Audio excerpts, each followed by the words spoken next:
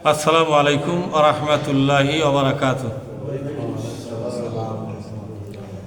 আউযু বিল্লাহি মিনাশ শাইতানির রাজীম। বিসমিল্লাহির রাহমানির রাহিম।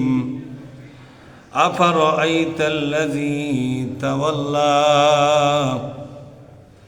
ওয়া আ'তা ক্বালীলান ওয়া আকদাম أعنده علم الغيب فهو يرى أم لم ينبأ بما في صحف موسى وإبراهيم الذي وفى ألا تزر وازرة وزر أخرى। আমরা আল্লাহর দরবারে শুকরিয়া আদায় করি, বলি আলহামদুলিল্লাহ। সালাত এবং সালাম বিশ্ব নবী মুহাম্মদ রাসূলুল্লাহ বলি সাল্লাল্লাহু আলাইহি ওয়াসাল্লাম। সম্মানিত মুসল্লিবৃন্দ আর নবনির্বাচিত সম্মানিত এই মসজিদের কমিটির নির্বাহী সভাপতি জনাব রফিকুল ইসলাম, আমি কিছুক্ষণ আগে শুনলাম আলহামদুলিল্লাহ। সম্মানিত সেক্রেটারি সাহেব সহ উপস্থিত মুসল্লিয়ানে কেরাম, আমি আবারও সালাম জানাই, আসসালামু আলাইকুম। আমি আপনাদের সামনে পবিত্র কোরআনের 53 নম্বর সূরা নাজম, এই সূরা থেকে আমি 33 থেকে 38 এই কয়েকটি আয়াত আমি পড়ে শোনালাম। আসুন আল্লাহ পাকের নাজিল করা এই আয়াতগুলো থেকে আমাদের জন্য যে হেদায়েতের কথা আল্লাহ বলে দিয়েছেন তা মাতৃভাষায় বোঝার চেষ্টা করব। আমার তৌফিকি ইল্লা বিল্লাহ। আল্লাহ বলছেন, আফারাআইতাল্লাযী তাওয়াল্লা, হে রাসূল আপনি কি সেই লোককে দেখেছেন যে ব্যক্তি সর্বশেষে মুখ ফিরে নিয়ে চলে গেল? তাফসীরের কিতাবে আসছে এই লোকটার নাম ছিল ওলীদ ইবনে মুগীরা। কি নাম? মুগীরা। আবার অনেকে অন্য নামও বলেছেন, মানে মতবিরোধ আছে। ওলীদ ইবনে মুগীরার নামটা বেশিরভাগ আসছে। এই লোকটা প্রায়ই এসে আল্লাহ রসুলের কাছে কোরআনের আয়াতগুলো তেলাওয়াত শুনতো। সুবহানাল্লাহ বলবেন না?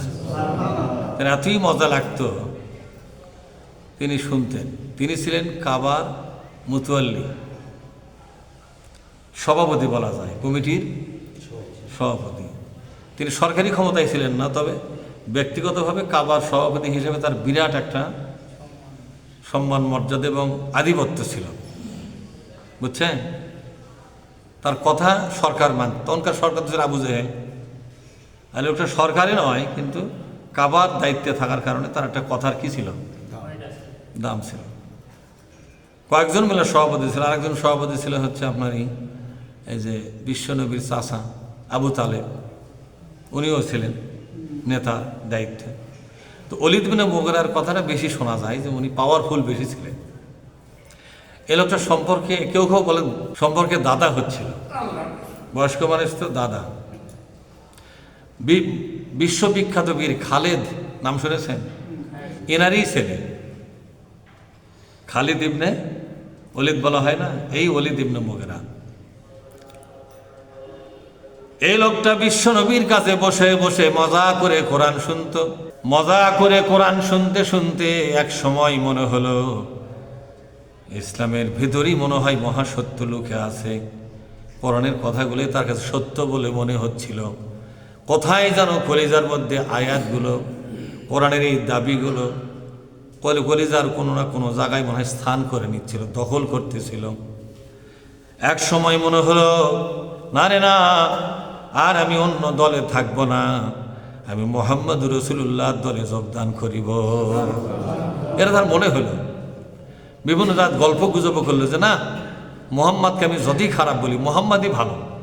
এতদিন ধরে তার সাথে আলোচনা শুনে বুঝতে পারতেছি ওই পথটাই সঠিক পথ। আসলে তার অযথাই আমরা সমালোচনা করতেছি। এই কথা যখন শুনতে পেল অন্য একজন নেতা, তিনি এসে বললেন, আপনি যদি আমাদের দল থেকে চলে যান মুহাম্মাদের দলে, তাহলে আমাদের দলে কলঙ্ক শুরু হবে, মুহাম্মাদের দলে জনগণের ঢল নেমে যাবে, আমাদের দল থেকে মানুষ দলে দলে সেই দলে চলে যাবে। আপনি এই সর্বনাশটা করবেন না। আপনি শুধু একটা ব্যক্তি নন, আপনি একটা অঞ্চলের নেতা এবং সরকারের কাছে আপনার বিরাট প্রভাব প্রতিপত্তি আছে। কাবার খেদমত করেন, এত বড় পাওয়ারফুল, এত বড় মর্যাদাপূর্ণ ব্যক্তি যদি মুহাম্মাদের দলে চলে যান, তাহলে আমাদের দলে কিন্তু ভাটা পড়ে যাবে, মুহাম্মাদের দল তরতর করে উপরের দিকে চলে যাবে। আপনি সর্বনাশটা করবেন না, বৃদ্ধ বয়স আমাদের মাথায় বাড়ি দিবেন না।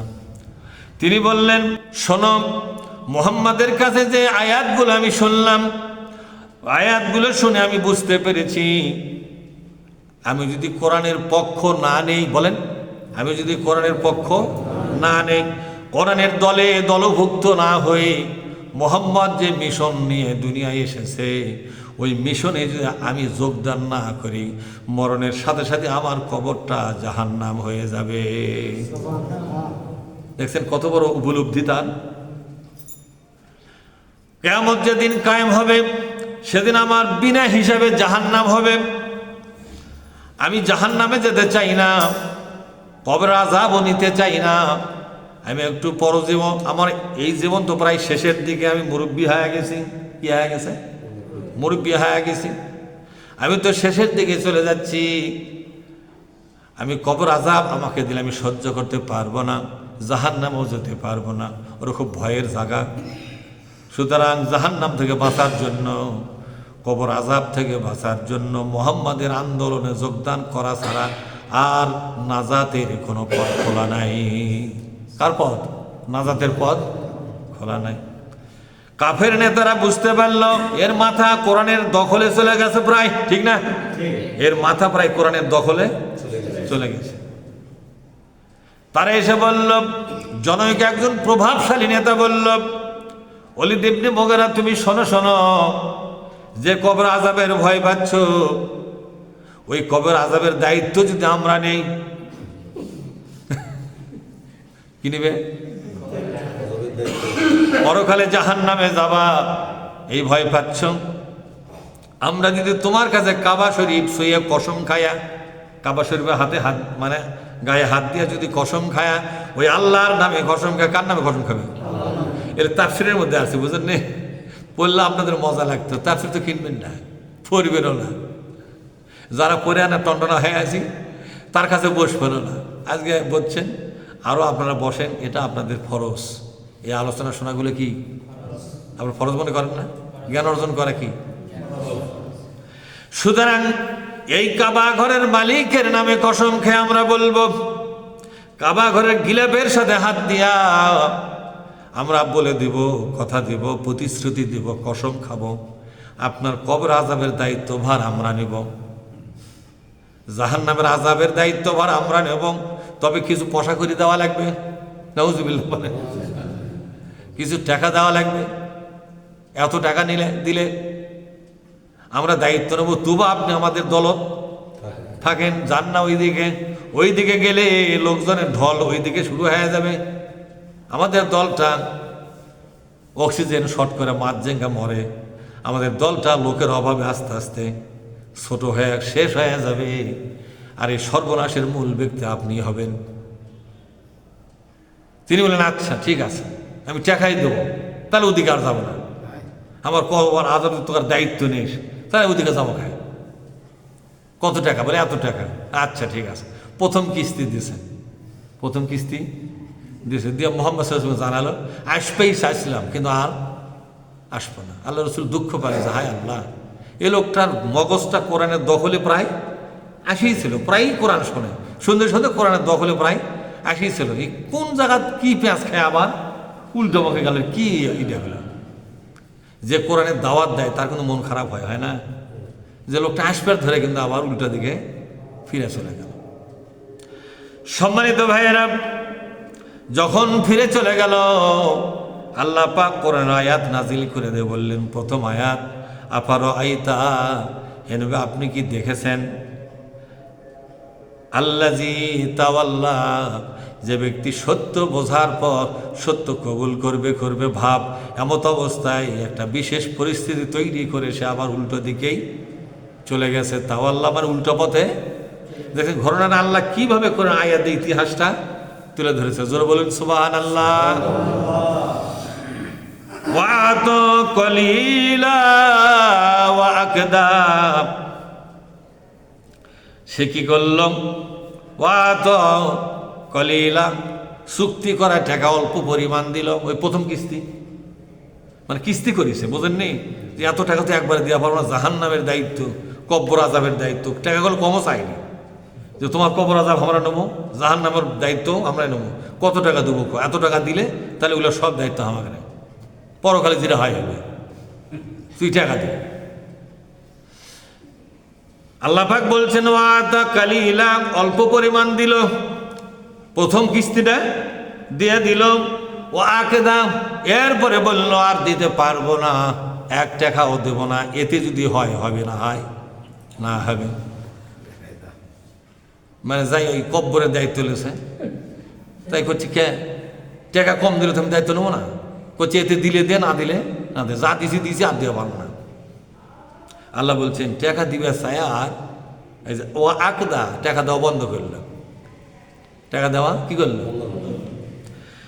আইন্দাহু ইলমুল গায়বি ফাহুয়া ইয়ারা।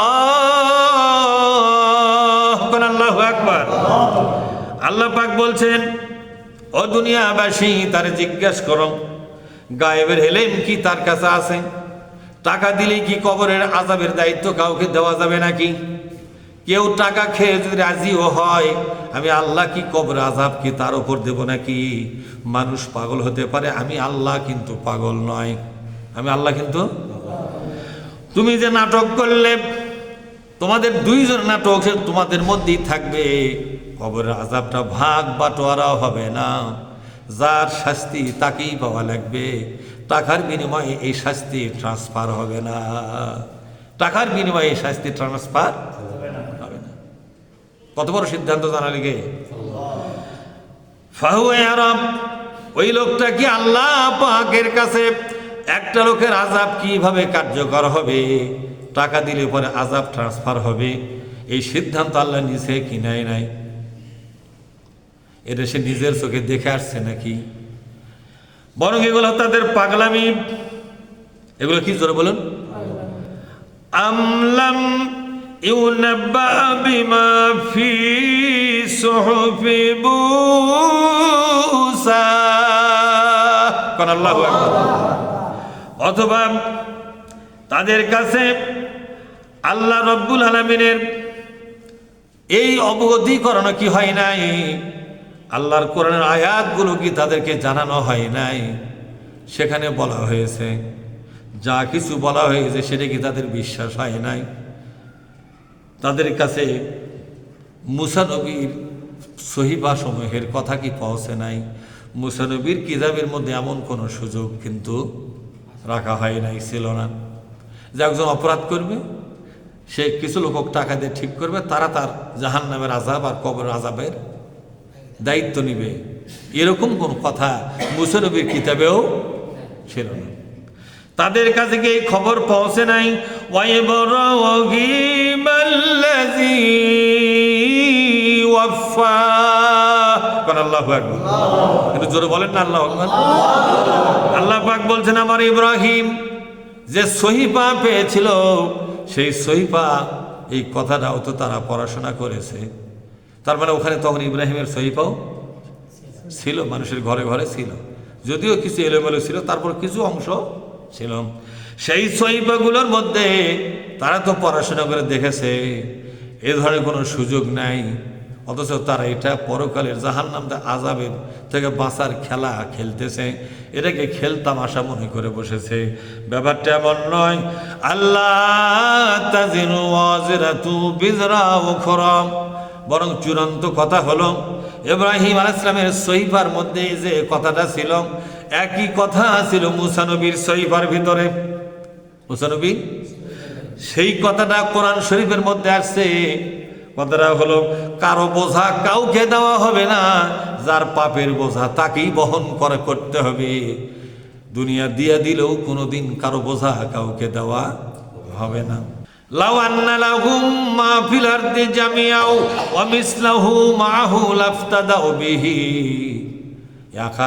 এই পৃথিবী সমপরিমাণ সম্পদ যদি একটা লোকের মালিকানায় আসে, আর একটা পৃথিবী যদি তাকে দেওয়া হয়, অমিসলাহু মাহু, বলেন অমিসলাহু মাহু, আর একটা সমপরিমাণ পৃথিবী তাকে দেওয়া হয়, অর্থাৎ একটা লোক যদি দুইটা পৃথিবীর, গোটা দুইটা পৃথিবীর মালিক হয়, আর এই দুইটা পৃথিবী লাফতাদাউ বিহি, এটা যদি নাজাতের জন্য, কবর আযাব থেকে বাঁচার জন্য আল্লাহর নামে দান করে দেয়, মা তুকুব্বিলা মিনহুম, কোনোদিন এটা কবুল করা হবে না। কার কথা?